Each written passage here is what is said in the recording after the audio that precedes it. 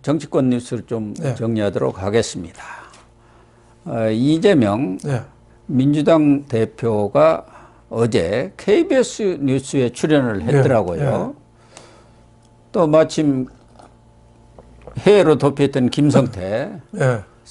전 쌍방울그룹 회장이 그저께 네. 들어와가지고 지금 검찰 수사를 받고 있고 오늘 새벽 0시 그 무렵에 지금 이 구속영장을 신청을 해서 네. 오늘 중에는 뭐 결론이 나겠죠. 네. 그런 상황에서 이재명 대표가 KBS에 출연했고 이 짠 듯이 또 김성태도 네. 그 태국 현지에서 또 KBS하고 네. 인터뷰해갖고 KBS가 그러니까 김성태한테 더 판을 깔아줬더라고요. 옛날에 KBS에 하면은 50 때는 땡전 뉴스라고 하거든요. 9시 땡 하면은 전두환하고 다 나와서 땡전 뉴스라고 그러는데 요새는 완전히 저 이재명, 문재인 이런 거 보도하는 뉴스가 돼버렸어요. 그러니까 윤 대통령이 얼마나 화가 나겠어요. 공영방송인데 시청료 받아가지고 이런데 네.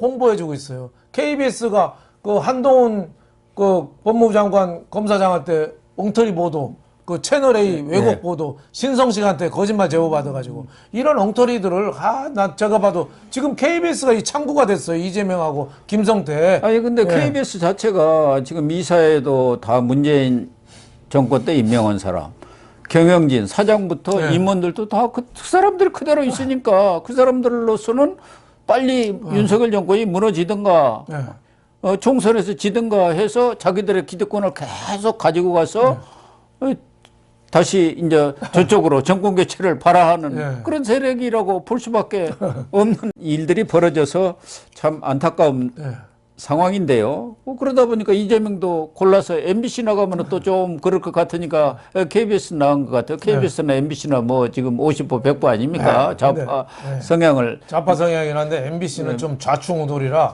좀 이재명도 좀 불안한 면이 있을 거예요. 근데 KBS는 시키는 대로 예측 가능하니까. 노영 방송인 것만은 틀림없는 것 같습니다. 그런데 거기 나와서 그동안 이재명과 김성태는 뭔가 짠 듯이 양측에서 하는 말들이 엇비슷해요. 서로 본 적이 없다. 모른다.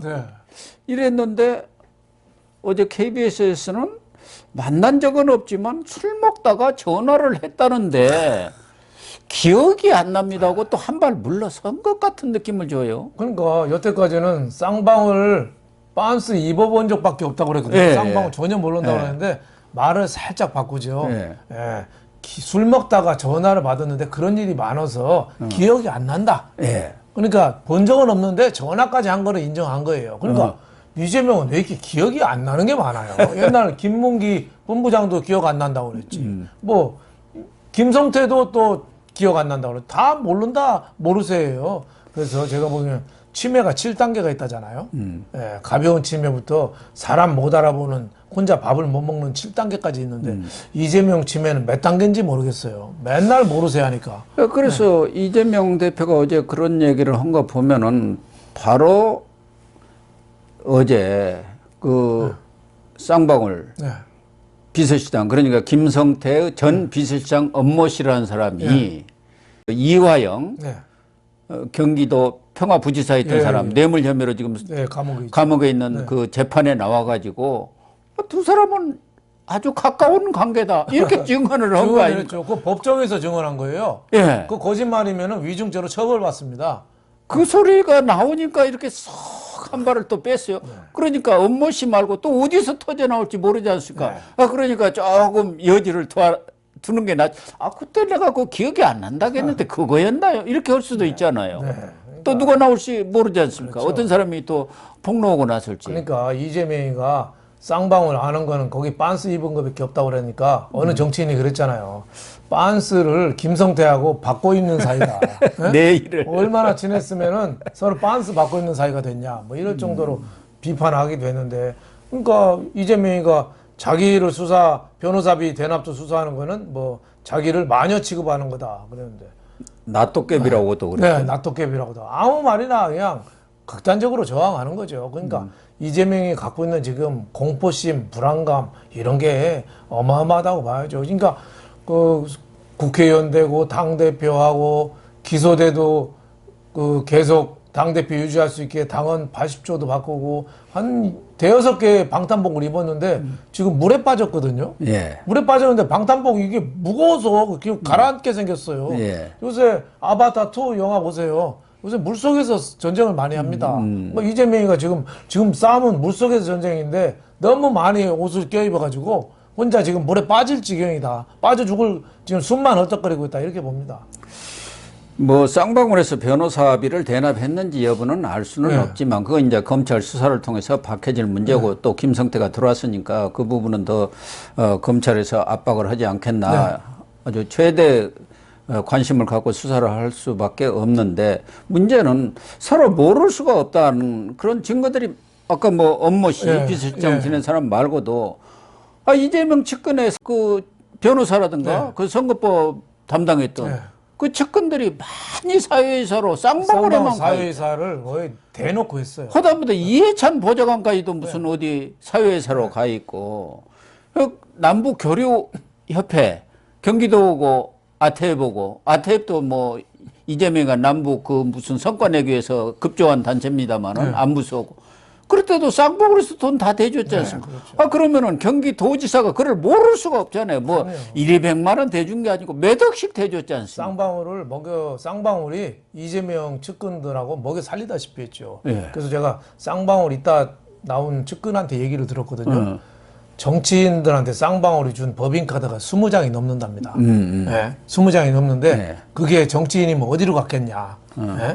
그 당시에 뭐 국민의힘 의원한테 줬겠냐 이거죠. 그렇죠. 다 지금 나오는 사람들, 민주당 정치인들 나오는 사람들 그 언저리에 있는 사람들이 법인카드 20장이면 엄청난 거거든요. 그렇죠. 그거를 마구 쓴 거예요. 그러니까 문재인 다음에 이재명 대통령 되면 우리를 누가 건드려 하고 그냥 마구 건든 거예요. 마구.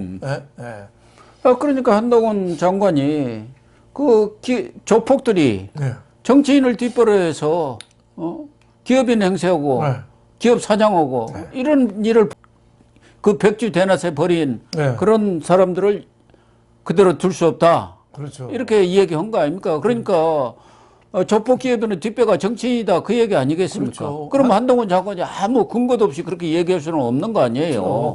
한동훈 장관이 조선 제1검 아닙니까? 우리나라 검사 중에서 수사를 제일 잘한다고 한 사람이 한 얘기가 그렇겠잖아요. 국민이 궁금한 거는 깡패 잡아오는 배우가 아니라 맞아요. 깡패 배우다. 깡패 잡아오는 검찰의 배우가 아니라 깡패 배우 김성태 배우에 누가 있느냐. 이게 국민이 궁금한데 자꾸 왜 지금 데리고 왔냐. 왜 잡아오느냐. 왜 잡아오느냐. 그 골프 치고 있는 애 골프 좀 18홀 다 돌게 놔두지. 왜 골프도 다 못 치고 중간에 잡아오냐. 이게 말이 됩니까? 기획수사한다는데 아니 검찰이 기획해서 잡아오는 것이지 그러면 그냥 무턱대고 가서 잡아옵니까? 그러니까 김태성이가 이재명을 모른다고 한 거는 범죄자들 말 맞추기 신호다. 이것도 그러니까. 말 돼요. 왜냐하면 과거에 최순실도 그 K스포츠 미르 연로 때 외국에 있으면서 인터뷰했잖아요. 아무도 모른다. 아무도 모른다. 다 그래요. 그리고 남욱이도 변호사도 그 LA에서 도망갔다가 JTBC 오고 JTBC 인터뷰하는데 이재명은 CR도 안 먹혀요. 정말 뭐 굉장히 청백리처럼 말했잖아요. 그러니까 거기서는 다 쉴드 치면 끝날 줄 알았죠. 들어와서 보니까 상황이 이게 아니거든. 그러니까 자기 살라고 막 부르기 시작한 거죠. 그러니까 지금도 김성태가 서로 김성태는 이재명 모른다고 하고 이재명은 김성태 모른다고 하겠지만 이게 또 죄수의 딜레마가 있거든요. 김성태가 아마 먼저 불기 시작할 거 아닌가 저는 이런 생각이 듭니다. 어쨌든 김성태는 이 귀국해갖고 검찰 조사에서 이제 가장 핵심은 물론 뭐 김성태가 4,500억에 달하는 배임 횡령 뭐 이런 것들은 이제 개인적인 비리고 기업 비리지만 정치적인 의미에서는 이 변호사비 대납 사건 이거 아니겠습니까? 그렇죠. 변호사비를 대납했는지 안 했느냐. 대북 송금에 얼만큼 돈이 갔고 거기에 누가 개입되어 있느냐 이런 부분들일 텐데 우선 변호사비 대납에서 가장 중요한 것이 CB 전환사채 아닙니까? 거기에서 2018년 100억, 2019년 100억씩 발행했는데 거기서 쓱 빼 돌려가지고 이렇게 이태영 변호사 때 간 거 아니냐 20억 CB가. 그런데 그걸 전부 지금 그 금융총괄본부장 네. 근고직이라는 사람이 태국에 있지 않습니까? 그렇죠. 못 들어오겠다. 그 사람부터 다 떠넘겨 버렸다고. 김성태 그 사람이지 난 모릅니다. 천안 매부죠. 예, 네, 천안 김태훈이라고. 매부인데, 예, 처음에는 같이 들어올 것처럼 하다가 예. 그 뭐 거기도 또 조폭 세계니까 또 너 들어오지 마. 또 그런 오더가 있었겠죠. 아니 그게 지금 그 우리 외교부 공관원이 가서 그 재판 받는데 이제 그 불법 체류 그 재판 받지 않습니까? 네. 거기 갔는데 40대 뭐 문신을 한 조폭이 쫙 같은 사람이 와가지고 아마 태국에서는 알아주는 한국 사람 조폭인 모양이에요. 네. 형님 그 인정하면 절대 안 됩니다. 그게 불법 체류 인정하면 안 된다는 얘기 아니겠습니까? 알았죠? 네. 그러고는 이제 인정을 안 하고 거기 소송을 지금 걸었지 않습니까? 네. 그럼 이 소송이 꽤 오래 갈 것은 뻔한 거 아니겠습니까? 거기도 무슨 몇 신까지는 있을 거 아니에요? 3신까지. 그러면 보면 그 조폭도 누구한테 오더를 또 받았으니까 가서 전달을 했을 거 아니에요? 그렇죠. 그 조폭 오다 할 사람은 뻔하지 않겠어요? 예. 예. 김모 씨랑 이모 씨 아니겠어요? 그러니까. 예, 김성태, 이재명이 직접 했든지 그 측근이 했든지 뭐 간접적으로 영향력을 행사했든지 뭔가 이 은밀한 뭐가 있었다고 봐야죠. 그러니까 원래는 뭐 김성태는 해외로 망명하느니 뭐 제3국으로는 가느니 하다가 그냥 또 갑자기 들어왔어요. 네. 그러니까 본인은 안 들어올 수가 없는 그런 상황 아닙니까? 쌍방울이 다 망하게 생겼으니까. 그러니까 재경 본부장을 딱 거기다 남겨놓고 원래 이 사람이 들어온다고 했잖아요. 네. 바로 같이. 그래놓고는 거기다 지금 다 떨어진 그런 모양새 아닙니까? 오리발을 내미는 거 아니야? 그러니까 김성태는 나는 모른다고. 예, 계속 그 거짓말하고 하면은 내 재산의 상당 부분은 지킬 수 있을 거야. 아직 이런 기대를 하고 있는 거죠. 그러니까 그 태국에서 비행기 탈 때도 뭐 책도 들고 있잖아요. 시골모사 이성계 책을.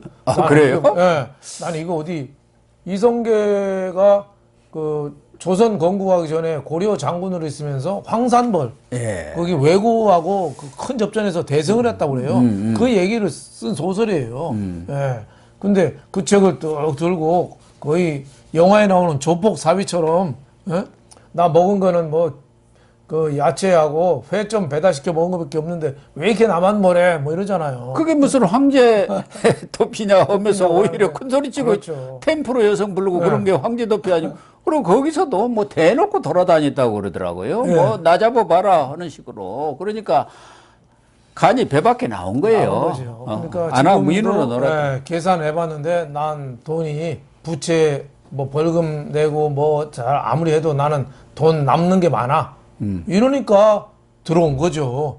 예, 김만배가 왜 입을 안 열겠습니까? 아직도 자기도 돈을 지킬 수 있다고 그러니까 안 여는 거예요. 근데 거기에 대해서 검찰이 핵심 트리거, 핵심 포인트를 찝어서 열게 하는 수밖에 없죠. 특히 변호사비 대납 같은 것은 서로 주고받았다고 하면은 공모관계가 돼가지고 뇌물 공여죄도 이 되거든요. 그렇죠. 이 김성태도. 그러니까 서로 이익이 마저 그렇죠. 떨어지니까 이 문제를 가지고 뭐 김성태는 태국에 있다고 하더라도 그 참모들은 다 국내에 있고 왔다 갔다 하고 또 뭐 내놓으라 하는 변호사들이 다 붙었지 않습니까? 그러니까 귀국 전에 양측에서 뭔가 아주 긴밀한 조율이 있었던 거 아닌가. 저는 우리 방송에서 여러 차례 얘기했어요.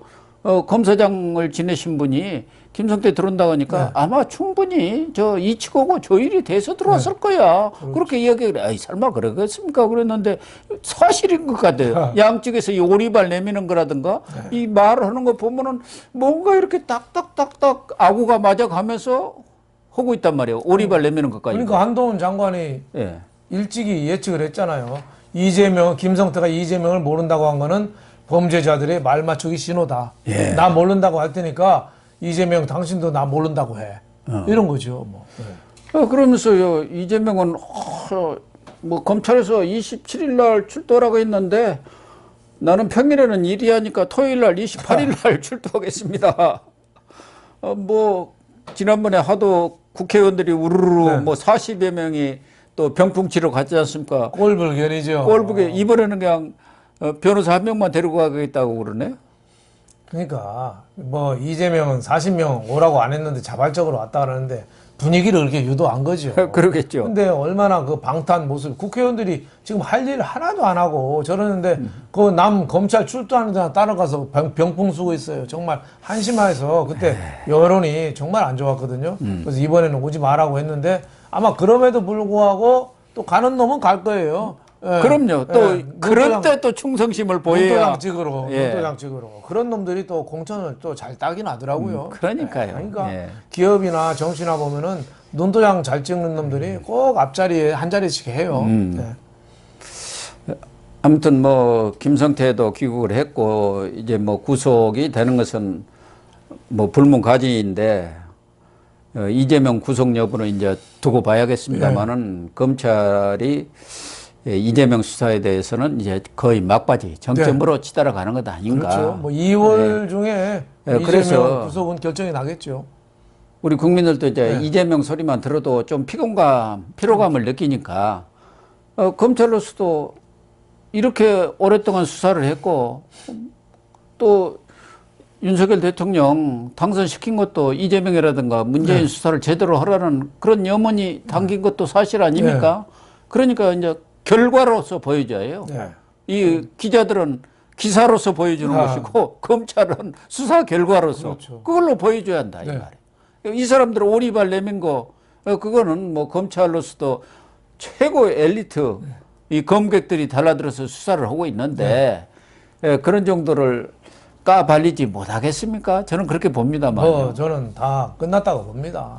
뭐 저 성남 FC 건도 다 뭐 삼자 뇌물죄로 딱 걸려들었고 이재명 하는 게 도대체 법률 변호사 출신인지 모르겠어요. 내가 사익을 취한 게 하나도 없다.